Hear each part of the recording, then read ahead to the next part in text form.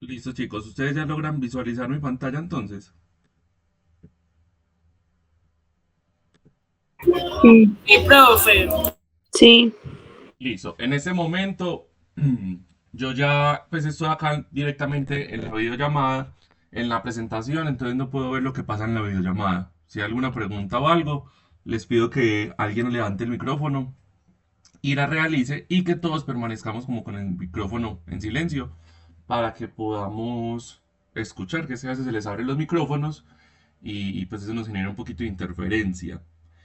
Entonces, el módulo, chicos, se llama traslado y entrega de pacientes. Como tal, que vamos a ver cuáles son las técnicas de traslado del paciente. No estamos hablando de un traslado de cama a cama o así, sino de cuando tenemos que llevar a un paciente de X punto a X punto. Normalmente es de institución a institución prestadora de servicios de salud. Vamos a conocer entonces los tipos de ambulancia y de vehículos en los que se pueden trasladar los pacientes, qué debería tener cada una o con qué equipos debe contar, cuál es el personal calificado para que haga tripulación de estas unidades y también cuál es la educación que debe tener cada uno, porque también se tiene que tener unos cursitos adicionales al título de enfermería o etcétera. También corresponde al módulo todo el proceso de entrega del paciente, o sea, cómo se debe de trasladar el paciente dentro de la móvil, qué protocolos se siguen y con qué protocolos se entrega el paciente en la unidad que nos va a recibir. Ya sea porque el paciente se recoge en el sitio de ocurrencia del evento, puede ser en la calle, y se lleva a un hospital, como si es de hospital, hospital, ¿cierto? ¿Cuál es todo ese protocolo e información que yo debo tener en cuenta al momento de hacer la entrega del paciente? Rápido, pues. Pues tienes todo el volumen puesto. Doral, cierra porfa tu micrófono que nos genera interferencia.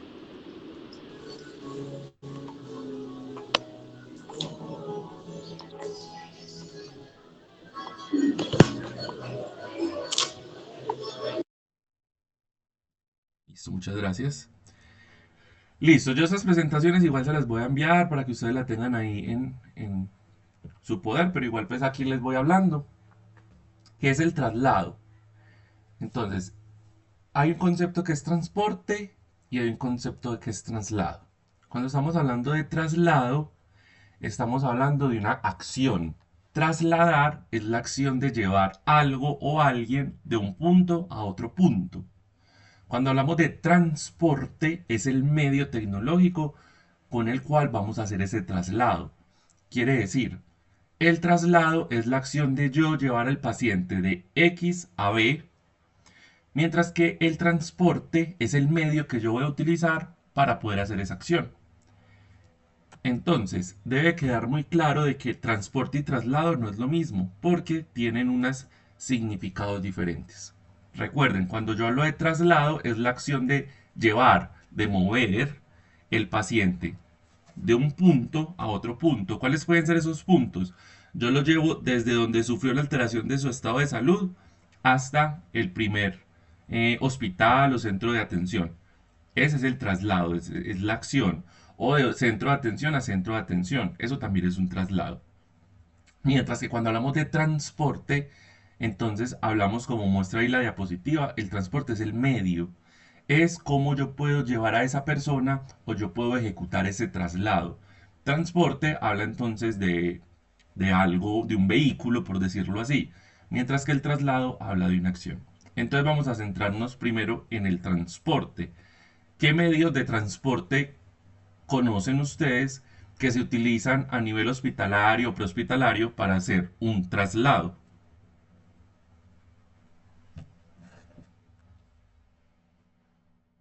La pregunta fue para ustedes. ¿Quién conoce o quién sabe de alguno? las ambulancias, Una ambulancia, las camionetas, una camioneta. ¿Dónde más se podría hacer un traslado? un helicóptero, buenas, Sí, un helicóptero, muy bien. ¿Dónde más? una lancha.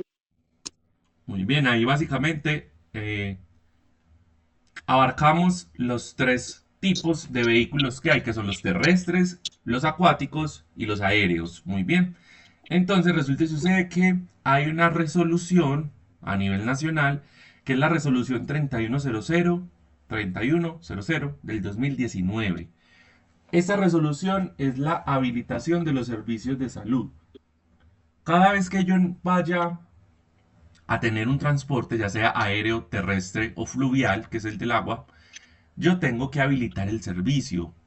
¿Eso qué significa? Yo tengo que garantizar que cumplo con unas condiciones mínimas para que pueda prestar ese servicio. En el caso del transporte, esta resolución, la 3100, entonces me dice que tengo que tener yo si quiero realizar transporte asistencial, o sea, si quiero destinar un vehículo a transportar o trasladar pacientes. En esa resolución entonces está toda la información que vamos a empezar a ver en este momento. Esa es la que nos dice qué hay que tener habilitado, qué tenemos que tener en el servicio, quiénes pueden tripular esos transportes y bajo qué condiciones. Entonces recuerden, la 3100 del 2019 es de donde vamos a sacar esta información y es donde ustedes pueden consultar si el día de mañana, no sé, quieren montar emprendimiento, deciden comprar una ambulancia, habilitarla y pues colocarla al servicio de la comunidad para hacer traslados de pacientes, que es algo que ustedes pueden hacer desde su rol de auxiliar de enfermería. A esa ley o esa resolución deberían de acudir para saber con qué tienen que cumplir para que sea legal. Queda claro entonces que el traslado es la acción y el transporte es el medio. Sí, profe. Listo. Ahora vamos a hablar entonces de esos tipos de traslado. En el imaginario común o en la creencia popular, cuando hablamos de un traslado primario, las personas tienden a creer o a manejar el concepto, la concepción de que un traslado primario es salir emberracado en una ambulancia porque el paciente va muy grave. Y eso no es un traslado primario. La resolución nos habla de que cuando hablamos de traslados primarios o cuando hablamos de traslados, podemos hablar de traslados primarios y secundarios. Que cuando hablamos de traslado primario, cuando es que es un primario, no estamos hablando del paciente que sale del hospital. Por el contrario, es el paciente que apenas se dirige hacia el hospital.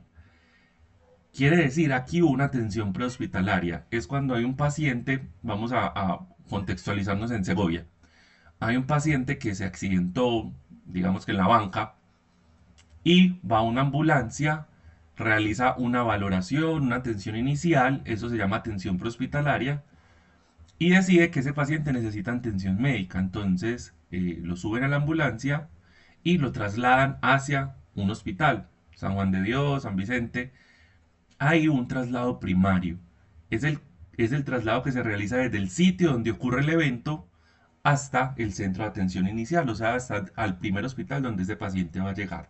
Ese es realmente el concepto de traslado primario. No es, ay, sí, salieron en un primario porque salieron muy rápido en una ambulancia. No, eso es un imaginario o es una concepción colectiva, pero cuando vamos a la ley encontramos otra cosa. ¿Qué más puede ser un traslado primario? Usted le pasa algo en su casa. Ah, me caí, me golpeé, me fracturé y estoy en mi vivienda y pido ayuda de un organismo de socorro o de un servicio de traslado, porque hay empresas que ofrecen esos servicios, y él me lleva desde mi casa hasta el hospital. Ahí ocurre entonces un primario o un traslado primario. Mientras que cuando hablamos de un traslado secundario, estamos hablando del que se realiza de centro hospitalario a centro hospitalario. Por X o Y razón, el paciente ya no puede estar en mi centro hospitalario, sino que necesita un nivel más alto de atención y yo lo remito o hago una referencia a otro centro de atención. ¿Claros hasta acá?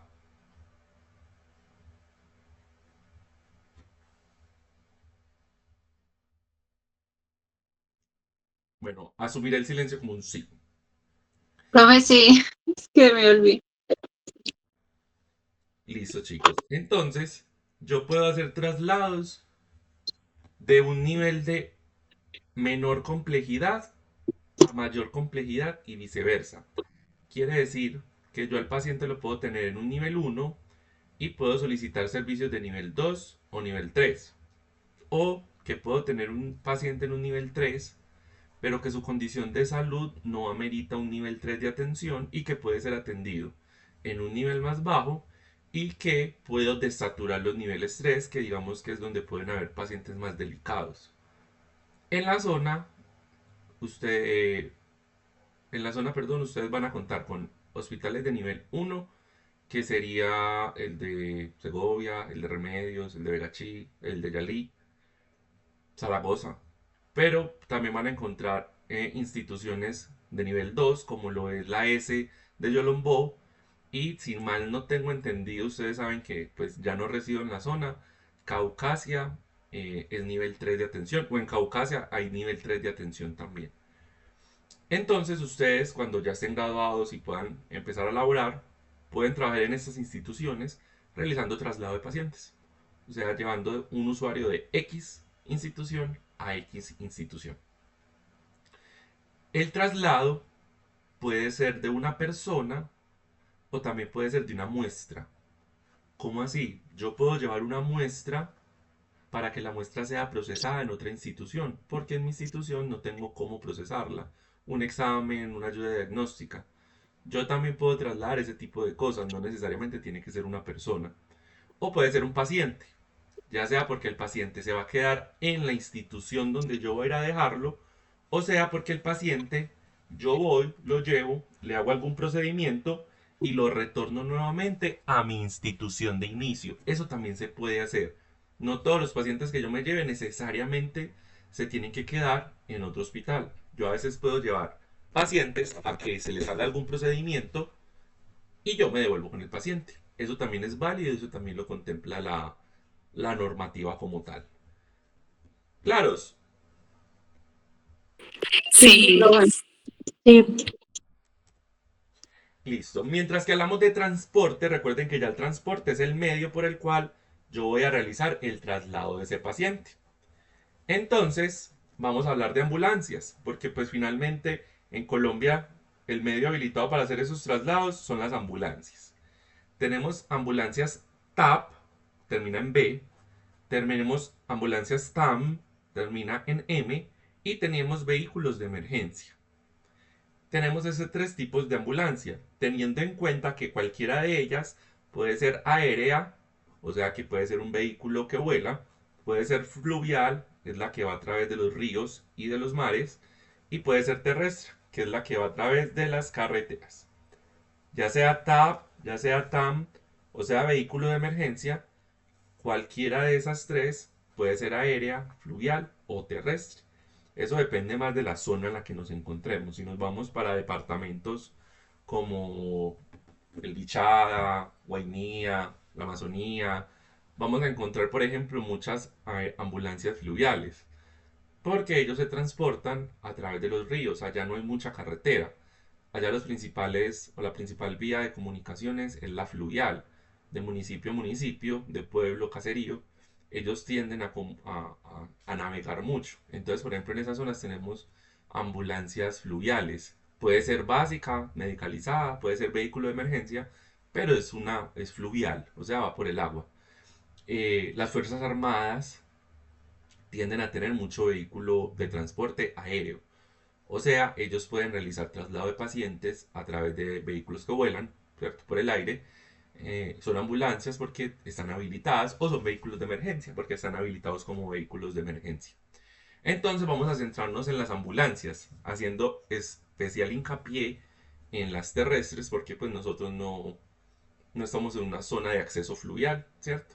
Y el aéreo es algo muy escaso que sobre todo, principalmente lo utilizan o lo hacen son las Fuerzas Armadas de la República.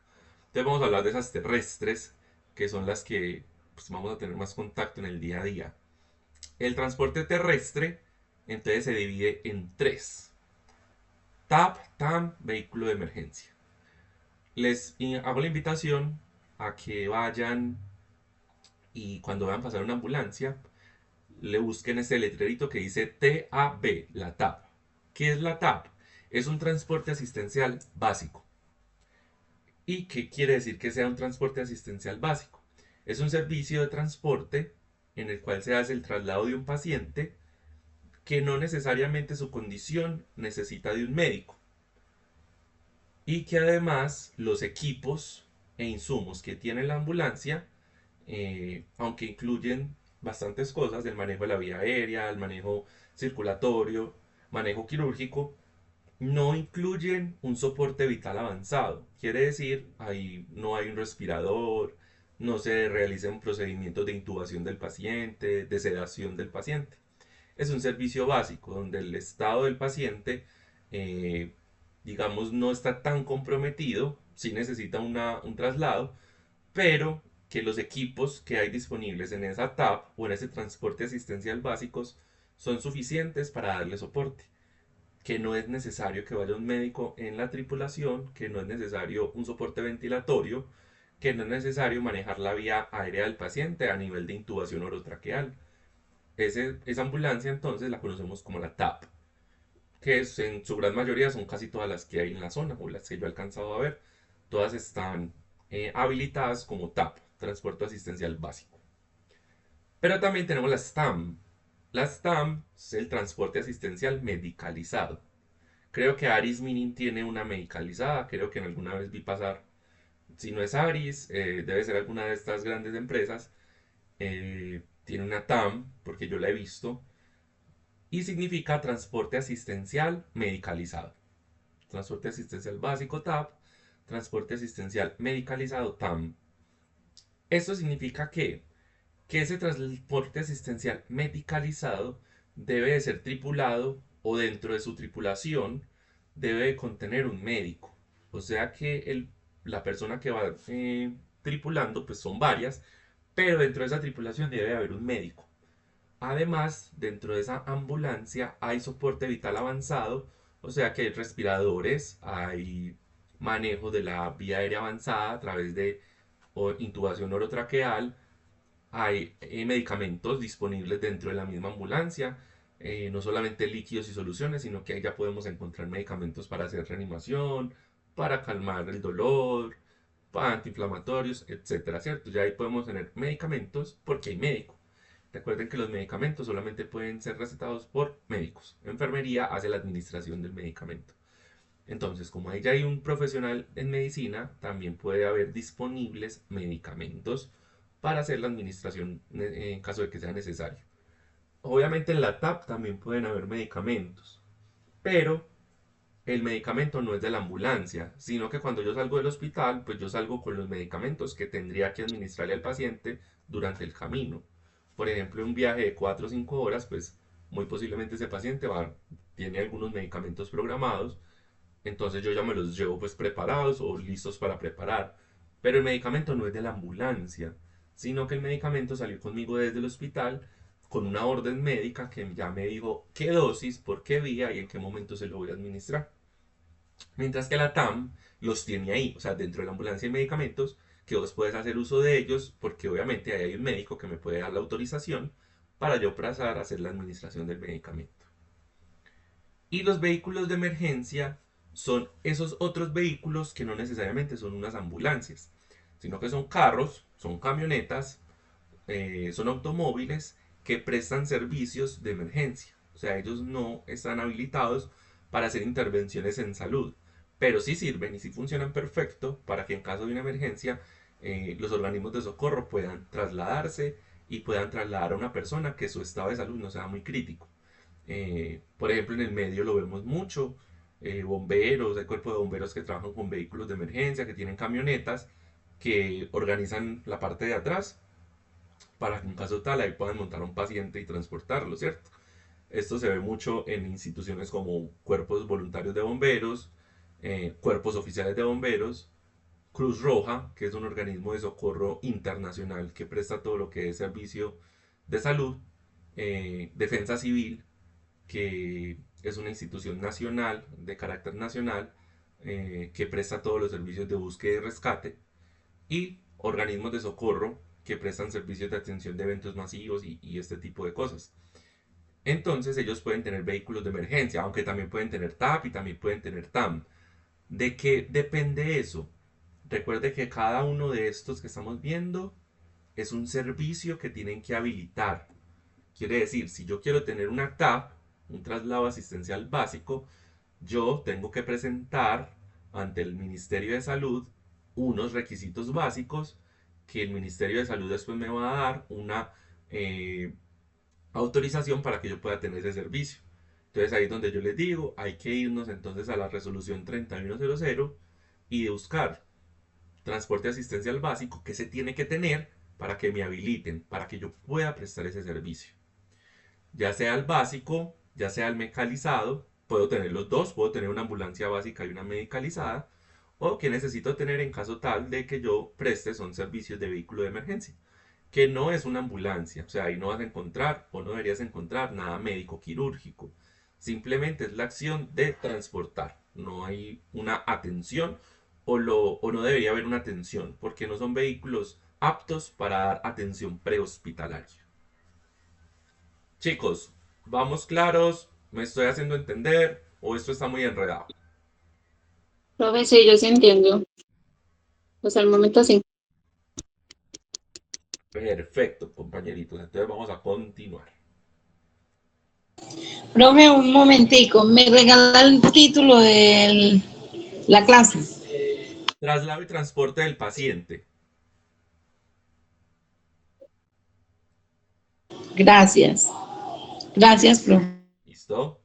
Bueno, chicos, acá entonces pueden estar viendo simplemente un resumen de lo que acabamos de hablar. El traslado es la acción. Esa acción puede ser primaria o secundaria. Primaria es cuando yo recojo al paciente en el sitio de ocurrencia y lo llevo a una institución hospitalaria. Y secundaria es cuando lo llevo de una institución a una institución.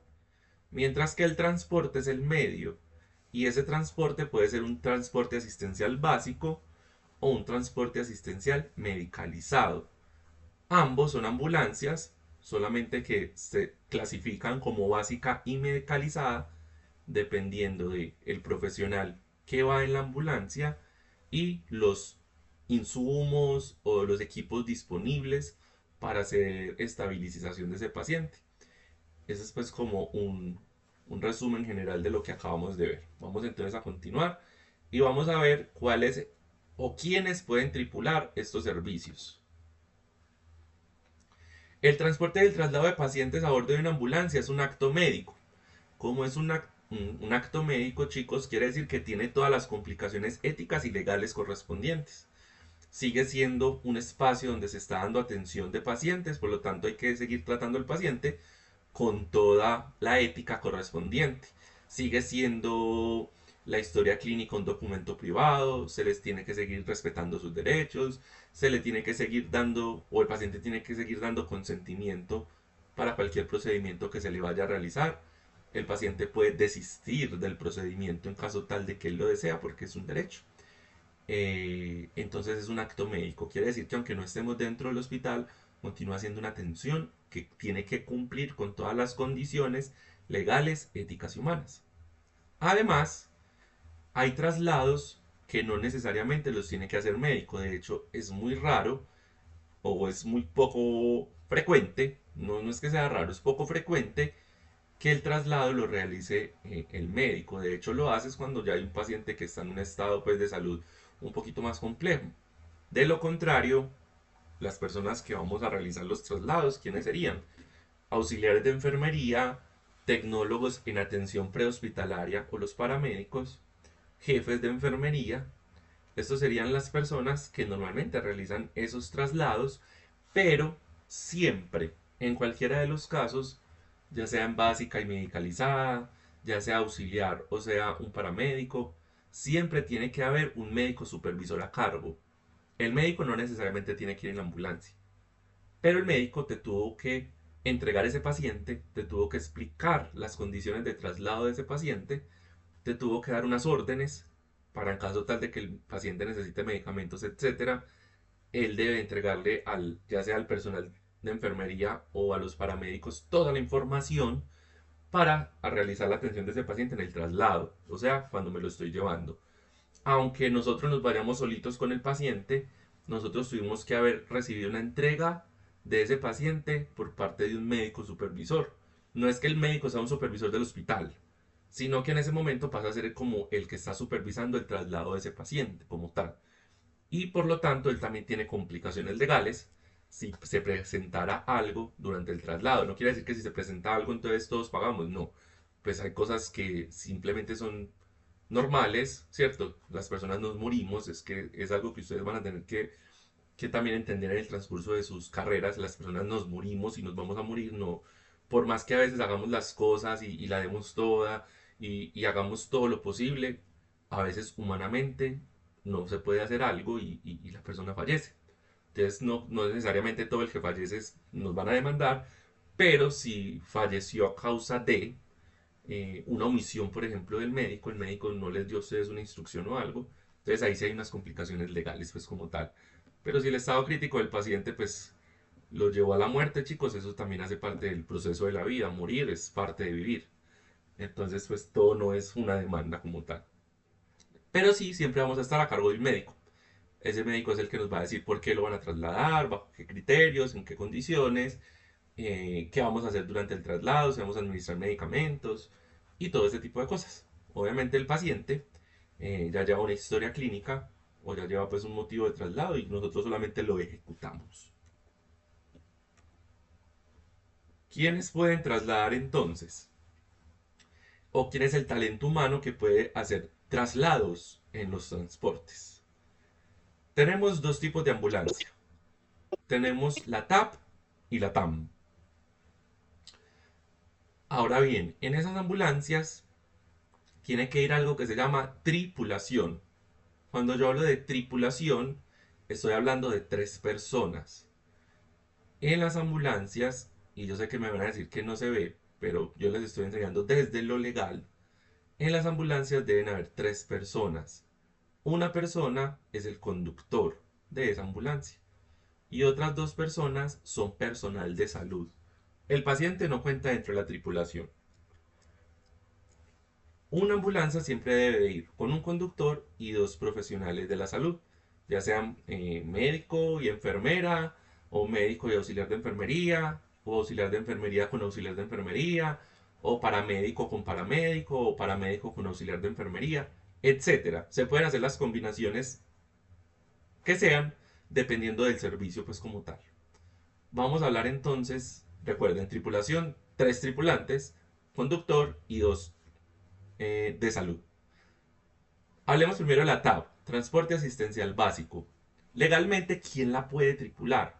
O sea, legalmente, ¿quién puede ir a cargo de una ambulancia básica? Puede ir un tecnólogo en atención prehospitalaria. También puede ir un técnico profesional en atención prehospitalaria. Este perfil ya no se ve, o sea, ya no, las universidades no lo están sacando, pero existe, o sea, hay personas graduadas como técnicos profesionales en atención prehospitalaria. Auxiliares de enfermería también pueden transportar pacientes en las ambulancias, trasladar, perdón, o enfermería profesional y médicos también pueden tripular este tipo de ambulancias. Ahí ya tienen todos los perfiles. Si yo quiero tener una tripulación, entonces en la ambulancia debe ir el conductor y otros 2 de esos, no importa si se repite, pero otros 2 de esos. Mientras que la TAM, el transporte asistencial medicalizado, la tripulación debe ser el conductor, el médico, si es medicalizada es porque va médico. O sea, necesariamente en la medicalizada va el médico. Entonces tenemos al conductor, tenemos al médico y adicional tenemos otro auxiliar en la salud. Podemos tener un tecnólogo en atención prehospitalaria, podemos tener un auxiliar de enfermería o podemos tener un enfermero o enfermera profesional. Y esa sería la tripulación de las TAM. ¿Cuál es la diferencia? En la TAP no se tiene que llevar un médico. Los dos perfiles de salud pueden ser cualquiera de esos 2. Mientras que en la TAM, necesariamente uno de los perfiles de salud tiene que ser médico. Entonces, conductor médico y otro perfil de salud. El conductor siempre tiene, pues, que por obvias razones, ir en ambas, porque es la persona encargada de conducir el vehículo, y el conductor no debería ser personal de salud. Hay empresas, por ejemplo aquí en Medellín se ve mucho eso, que contratan tecnólogos en atención prehospitalaria y contratan 2, por ejemplo, para una ambulancia. Y ellos mismos tienen que manejar la ambulancia y atender al paciente. Eso no se puede, eso no es legal. Que lo hacen y que se ve en el medio, sí. Recuerde que yo les enseño desde lo legal, no desde lo ilegal. Y que se ve, sí, eso sí se ve. Contratan 2 personales de salud, uno maneja los dos atienden, pero solamente al momento del traslado, entonces uno maneja y el otro se va con el paciente. Pero eso no es el deber ser. Adicional, esas personas tienen que tener unos cursos. Entonces, si yo voy a tripular un transporte asistencial básico, entonces, por ejemplo, los hospitales de Segovia y Remedios tienen ese tipo de servicio y de hecho contratan auxiliares de enfermería no para trabajar en el hospital, sino para hacer traslados, para hacer remisiones, como también lo llaman. Entonces, usted simplemente está disponible y pues está viajando todo el día para un lado o para otro, realizando esos transportes, esos traslados y pues te pagan un dinero por cada traslado que realices. Si vos querés trabajar en una básica, debes hacer un curso que se llama Soporte Vital Básico. Ese curso que es reanimación. En ese curso te van a enseñar cómo reanimar un paciente que caiga en paro cardiorrespiratorio, pero maniobras básicas, por eso se llama soporte vital básico. O sea, compresiones, ventilaciones y el uso del DEA, del desfibrilador externo automático. Eso es soporte vital básico. Mientras que si quieres trabajar en una medicalizada, tienes que tener un curso que se llama SVA, soporte vital avanzado. Ese soporte vital avanzado es la reanimación que les acabo de contar, compresiones, ventilaciones, descarga o uso del DEA, pero también es el manejo avanzado de la vía aérea, o sea, introducir dispositivos por la vía aérea del paciente. Cuando ustedes alcanzaron a ver ese módulo conmigo en Segovia, recuerden que habían dispositivos básicos como la cánula orofaríngea y la nasofaríngea. La orofaríngea, que también se conoce como Guedel, es la que se mete por la boca. La nasofaríngea, que es la manguerita azul, es la que se introduce por nariz. Que hay dispositivos intermedios, que serían las máscaras laríngeas, perdón, que son las que inflamos cuando las introducimos, que llegan a la laringe, por eso se llaman las máscaras laríngeas, y que está la manejo avanzado de la vía aérea, que es la intubación, que yo les mostré los tubos, las valvas, el laringoscopio, todo lo que es la parte de la intubación. Eso se hace en ese curso, soporte vital avanzado. Y yo lo debo de tener si voy a trabajar en una medicalizada, o el básico si voy a trabajar en una básica. Estos cursos se renuevan cada 2 años. O sea que si yo lo hago hoy, puedo trabajar con ese curso 2 años. Y a los 2 años nuevamente tengo que hacerlo. Pero ojo, para hacer esos cursos, necesariamente tienes que ser personal de salud. O sea, no es que como en el curso yo ya me voy a tripular cualquier persona, no. Es porque eres un auxiliar de enfermería, es porque eres un médico, es porque eres un paramédico y vas a hacer el curso adicional para perfilarte, para trabajar en ese tipo de servicios de ambulancia. ¿Estamos claros, chicos? Sí, profe. Listo, chicos. Entonces, ¿qué infraestructura tiene que tener una TAP o una TAM? O sea, una ambulancia que vaya a prestar un servicio, ¿qué infraestructura tiene que tener? Tiene que tener una sede. O sea, las ambulancias tienen que tener un lugar desde donde son despachadas. Si es del hospital, pues la sede es del hospital. Si es del cuerpo de bomberos, pues es el cuerpo de bomberos. O si yo tengo una empresa, no soy hospital, no soy bombero, pero yo tengo una empresa de transporte de pacientes, pues tengo que tener un punto físico que me funcione a mí como central, como sede, desde donde salen despachadas mis ambulancias. ¿Qué más tengo que tener? Medios de comunicación. Esas ambulancias deberían tener unos radios, ¿cierto? En los cuales se puedan comunicar entre centro hospitalario y ambulancia para hacer toda la parte de referenciación de los pacientes.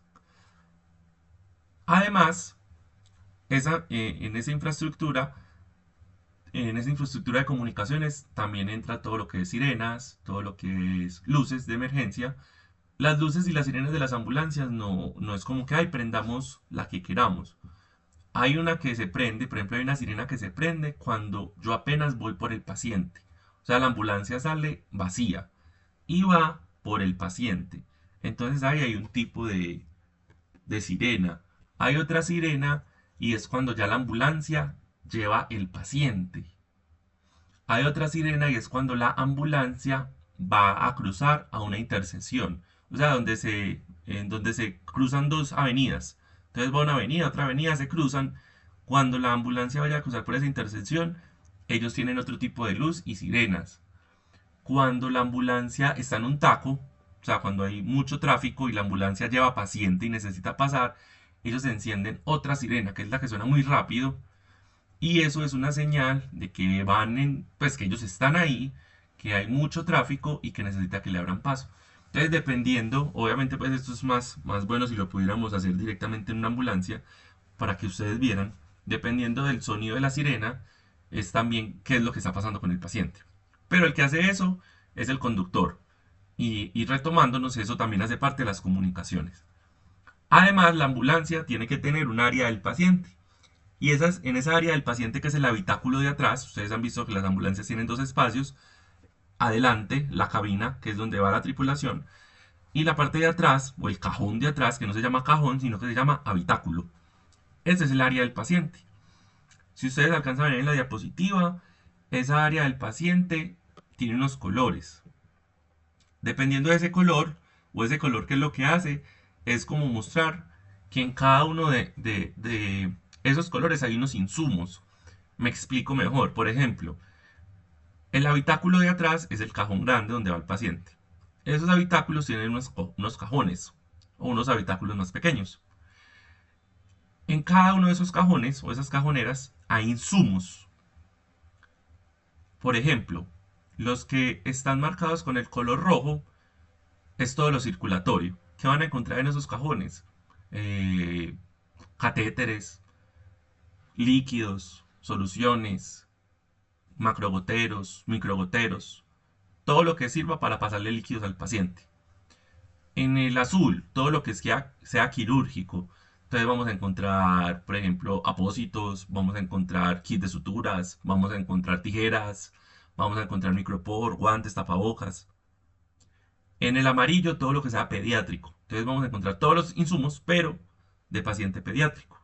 Y en el verde, todo lo que sea manejo de la vía aérea. Entonces vamos a encontrar todas las máscaras de vía aérea que ustedes vieron conmigo.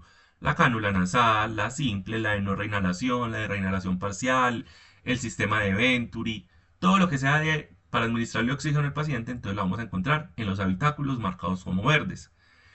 Esa área del paciente tiene que ir pues entonces en la parte de atrás. Recuerde que no se llama en el cajón o en la parte de atrás de la ambulancia, sino en el habitáculo con H del paciente.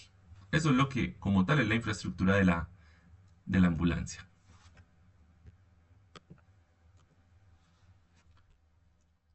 Entonces ellos van a tener muchas cositas. Por ejemplo, de ahí que alcanzan a reconocer de lo que aprendieron conmigo en quirúrgicas.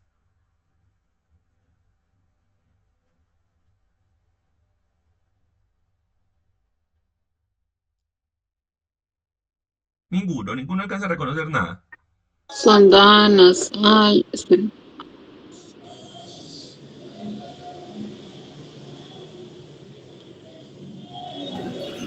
Las cánulas nasales, microporo, las de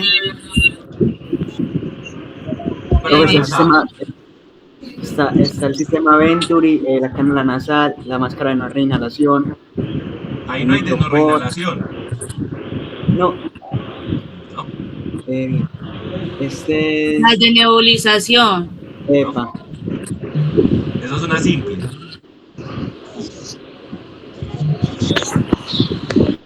Esa pinza que se ve ahí, ¿de cuántos cuerpos es?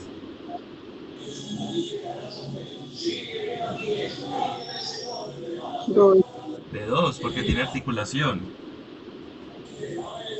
Listo, ahí también se alcanza a ver un DEA. En fin, es simplemente equipos que tendrían que ir como tal en la ambulancia.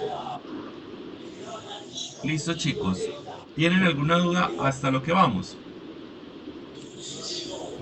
No. Listo.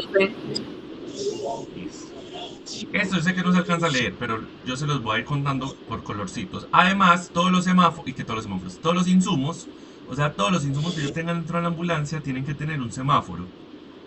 Es un sticker que yo les pego de un color.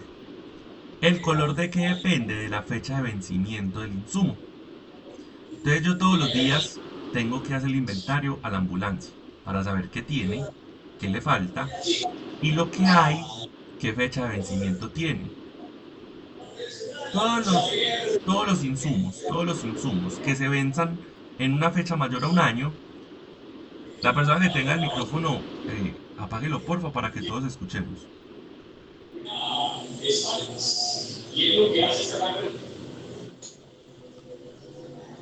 ¿Quién es? Dora, eres tú. Dora, vamos porfa a apagar el micrófono.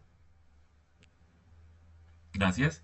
Listo, chicos, entonces, todos los insumos que tengan una fecha de vencimiento mayor a un año, o sea, que venzan de un año para arriba, yo les debo de pegar un stickercito verde. O sea, es algo pequeño, es un circulito que normalmente venden en las papelerías. Yo le pego ese circulito verde o el cuadrito, bueno, cada quien tendrá su forma. Pero la idea es que ese insumo esté marcado como verde. Y eso me va a decir que el insumo que hay ahí se vence en una fecha mayor a un año. O sea que no hay afán. Mientras que si le pego el sticker amarillo, estoy diciendo que ese insumo que hay ahí se vence entre 6 meses a un año. O sea que la fecha de vencimiento está entre de 6 a un año. O sea que puede vencer en 7 meses, en 8 meses, en 9 meses, en 10 meses, en 11 meses. Desde hoy puede estar venciendo en ese tiempo. Y le pongo el sticker amarillo. Mientras que los que tengan una fecha de vencimiento inferior a 6 meses, les voy a colocar un sticker rojo. Por ejemplo, estamos el 19 de abril. Mayo, junio, julio, agosto, septiembre, octubre. Hasta octubre sería en rojo. Eso quiere decir que esos insumos están cerquita de vencerse. Yo los dejo semaforizados. Tengo mi ambulancia, la tengo inventariada y además la tengo semaforizada. Todos los insumos que estén en rojo son los primeros que yo voy a usar. En caso tal de necesitar insumos de la ambulancia, siempre que abra un cajoncito, un habitáculo, voy a tomar aquellos que estén semaforizados como rojo. ¿Ustedes por qué creen que sería eso y no los que estén semaforizados como verdes? Porque los rojos son como los, sí, como los de alerta, los más cercanos al vencimiento. Exacto, porque son los más cercanos al vencimiento, entonces me los tengo que gastar para no perder insumos. Porque una vez se venzan, yo los tengo que sacar de la ambulancia y ya dejan de prestar servicio. Entonces, por eso todos los días se hace inventario para mirar precisamente qué es lo que tengo ya cerquita de vencerse, los semaforizo como rojo y es a lo primero que yo le voy a dar uso dentro de la ambulancia. Porque si no, ese insumo, pues legalmente yo ya no lo puedo tener ahí, ya no es seguro para el paciente y yo debo de sacarlo y ya eso pues se desperdicia por decirlo así o se usa para prácticas o cosas menores. Pero pues esa no es la idea de comprar un insumo. Entonces por eso lo semaforizo y siempre gasto lo que esté en rojo. Y dejo para después los amarillos y los últimos en gastar van a ser aquellos que estén con una fecha de vencimiento mayor a un año, o sea los que están de color verde.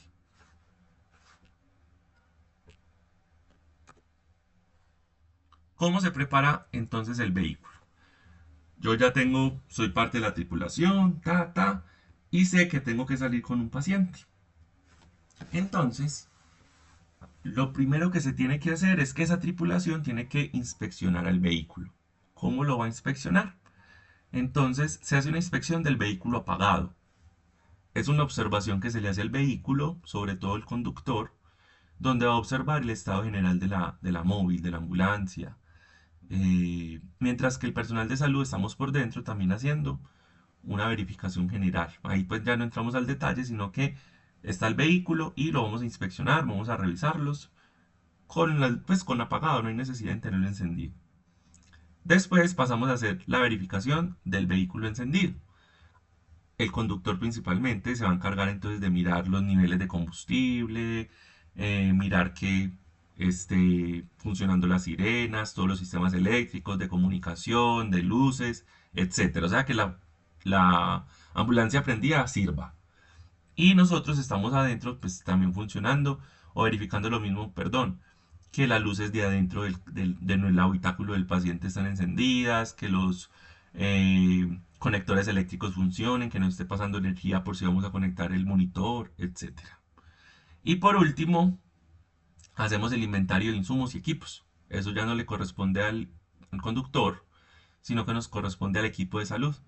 entrar, normalmente ya hay unas listas de chequeo, o sea, ya no es como crear el inventario desde cero, ya hay unas listas que dice, vea, de este insumo tiene que haber tantos, de este insumo tiene que haber tantos, de este insumo tiene que haber tantos. Y es usted ir buscar el insumo, contarlo, mirarle fechas de vencimiento y registrar. Ah, si lo hay, no lo hay, si lo hay, no lo hay. Y lo que no haya, entonces hay que ir a la bodega o a la zona donde nos entreguen los insumos y pedirlo. Me falta esto, esto y esto en la ambulancia, para que antes de que yo me vaya, la ambulancia, yo pueda garantizar que lleva todo lo necesario para hacer una atención del paciente. Porque si yo no hago esto, me puede pasar de que yo salgo a hacer una atención y no cuento ni con los insumos necesarios o la ambulancia no contaba con las condiciones necesarias para salir a prestar un servicio. Y podemos entonces agravar la situación del Profe, paciente. una pregunta. Sí, Referente al DEA, si el DEA se está descargando, por ejemplo, en el caso de acá que tenemos un DEA que tiene apenas 3 rayitas de carga, llegado el caso, por ahí en una tensión donde se tenga que utilizar, ¿se alcanzaría con esas 3 rayitas a llegar al hospital ese paciente? todos O los por lo días, menos realizarle la reanimación. todos los días son diferentes. Tú me dices que tienen 3 rayitas, ¿3 de cuántas? 3 de carga, Pero ¿de cuántas de carga? de 4 o 5, algo así. Ah, bueno, digamos que todavía tiene la mitad. Eso, en caso de una reanimación, sí les va a funcionar, pero pues posiblemente ahí se le va a terminar de acabar la batería. Pero, o sea, ahí viendo también por dónde se carga, porque es que también le estamos buscando a ver si qué se debe hacer que para cargarlo o algo, y ni idea. No, no, compañerita, los dedos no se cargan, no se ponen a cargar. Si se le acaba la batería, hay que comprar una nueva. ¿Cómo rayos? Ah, bueno, profe, si era eso. Sí, los DEAs no funcionan con baterías. Pues sí funcionan con baterías, pero esas baterías no son recargables. Esas baterías son de compra y son bien costosas. Eso se va como medio, como 500.000. Esas O baterías sea, que, son o sea que especiales. lo ideal sería tener uno de más. Sí, es siempre, normalmente uno siempre tiene batería de repuesto, no muchas, por lo menos una, porque ya cuando llevan también mucho tiempo se sulfatan y se dañan, entonces uno no tiene muchas de repuesto, pero por lo menos una. Porque los DEAs no se cargan, los DEAs vienen con unas baterías que tienen una larga duración, no sé por ejemplo la de ustedes cuánto lleve.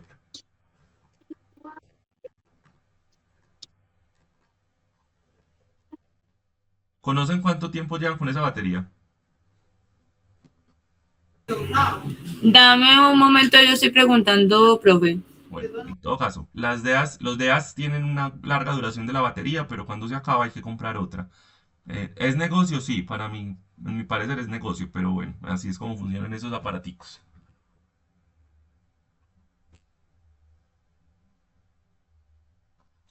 Listo, chicos. Entonces, cuando ustedes vayan a... Profe, que se trajo pues a principios de este año y hasta el momento no se ha utilizado, pero entonces sí ya se le está acabando la carga. Pero muy rápido, la verdad, porque si no han hecho descargas en 4 meses, porque al menos, pues yo que trabajo, o donde trabajo tenemos DEA, nos puede durar hasta 1 año y medio una carga.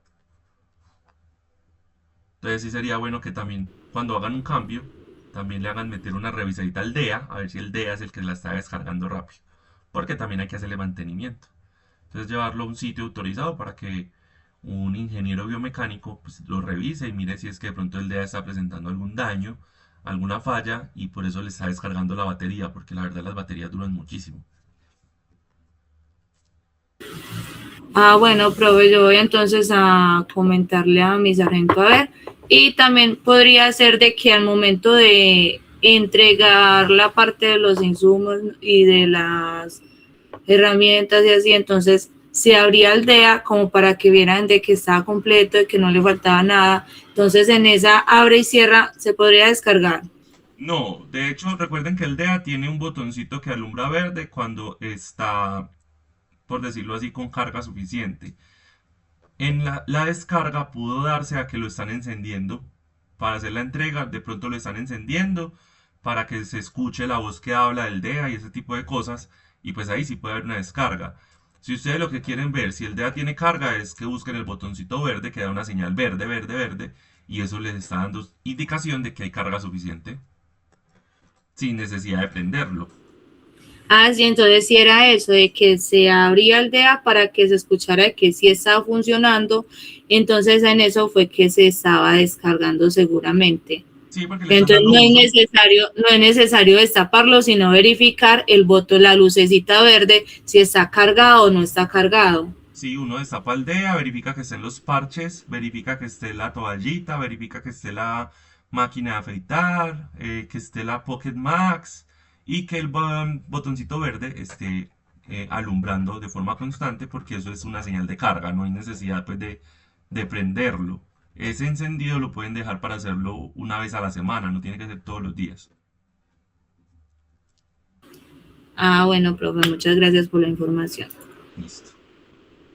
Listo, chicos, entonces, para terminar ya con esta primera parte, entonces la ambulancia, cuando vaya a realizar un traslado, entonces tiene que cumplir como con unas condiciones también de seguridad del paciente, y es que tiene que tener una camilla anclada, quiere decir en el habitáculo atrás tiene que haber una camilla que tenga la capacidad de salir de la ambulancia para ir por el paciente y de volver a entrar a la ambulancia, pero que durante el tiempo que la camilla no está por fuera, sino que está dentro, tiene que permanecer asegurada, o sea que tiene que tener unos anclajes que hace que el paciente pueda estar ahí acostado sin riesgo a que la camilla se le vaya a voltear, a salir, etc. Que cada vez que se vaya a hacer el traslado de un paciente, nosotros nos debemos de llevar desde el hospital, desde donde vamos, un formato que se llama formato de referencia. Eso es un formato de ley, no es de cada hospital, no. Eso lo dicta la norma y la misma norma me da el formato. El formato de referencia es una hoja de una sola página donde está toda la información del paciente, tanto la información de identificación como los motivos por los cuales yo me lo estoy llevando de mi institución a otra institución. Ese formato lo llena el médico. Es un formato que ya existe, que es el mismo para todos los hospitales y se llama formato de referencia. Y cuando yo vaya y entregue a mi paciente, yo tengo que recibir otro formato. Y ese formato, o sea, el de referencia, yo lo dejo en la institución para la que yo voy a ir a llevar a mi paciente. Y allá tengo que recibir otro formato que se llama formato de contrarreferencia. La contrarreferencia es la respuesta. Es donde el médico de esa institución o la persona que me recibió mi paciente me entrega o me da un certificado de que sí recibió ese paciente y en qué condiciones lo recibió. Ojo, esos formatos no se los inventa cada hospital. Eso ya está determinado, estandarizado, y lo único que hay que hacer o los hospitales hacen es descargarlos pues de la página del Ministerio de Salud y diligenciarlos. Y yo siempre me tengo que llevar el de referencia y me tengo que devolver con el de contrarreferencia, que es como la aceptación que tuvo ese paciente en la otra institución de salud. A ese procedimiento se le llama referencia y contrarreferencia, que si bien es un procedimiento que involucra trasladar al paciente, también es un procedimiento técnico-administrativo, porque yo debo de llenar unos formatos y debo de recibir unos formatos. No me puedo ir con el paciente sin mi formato de referencia y no me puedo devolver nuevamente a mi institución sin ese formato de contrarreferencia. Es un requisito legal. Además de la historia clínica, de todos los papeles del paciente, tiene que ir ese formato de referencia y de contrarreferencia para yo para yo cumplir con la norma, por decirlo así, al momento de hacer un traslado de un paciente. Chicos, dudas, preguntas, inquietudes con esta primera parte. No, pero está bien. Profe, una pequeña duda, por ejemplo, una ambulancia normalmente ¿cuántas camillas tiene? Bueno, debe tener una principal o una central, que es la camilla pues donde va acostado el paciente. Eso es una camilla, ¿sí o qué? Esa es la que debe tener la ambulancia atrás en el habitáculo. Adicional, debe tener una tabla rígida. La tabla rígida es ese elemento de primer auxilio que también llamamos camilla, pero que pues el término correcto sería la tabla rígida, que es entonces esta, vamos a llamarlo camilla, esta camilla que es larga, que es donde normalmente yo me bajo con ella, que es de un material de polietileno o de madera, que yo me bajo y que ahí puedo subir al paciente para inmovilizarlo y luego llevármelo a la ambulancia. Esas camillas, que, ojo, el término adecuado no es camilla, el término adecuado es la tabla rígida, debe de tener también una. Debe tener entonces la camilla central, que es donde va acostado el paciente ahí en la ambulancia atrás, que tiene colchoneta, que yo la puedo sacar, la puedo entrar. Debe tener la tabla rígida, que puede ser en polietileno o puede ser en madera, existen de las dos. Y también se debe tener una que se llama en cuchara. Es una camilla o es una tabla que es como en aluminio y se divide en dos por todo el centro, o sea, se separa en derecho e izquierdo. Y eso me sirve para, si yo tengo que recoger un paciente que está en la calle, que está en la casa, y tiene, por ejemplo, un trauma de cadera o tiene un trauma raquimedular en que yo no lo puedo mover mucho, yo lo puedo montar a esa tabla de cuchara, que ella se separa y se puede volver a unir y yo no tengo que mover tanto al paciente. Sobre todo sirve mucho en trauma de pelvis. Mientras que la tabla rígida me sirve mucho en todo lo que es raquimedular y cervical y en fracturas. Eso es lo que deberíamos tener: la principal, la rígida y la tijera. Y la cuchara, perdón. Y adicional también una silla de ruedas.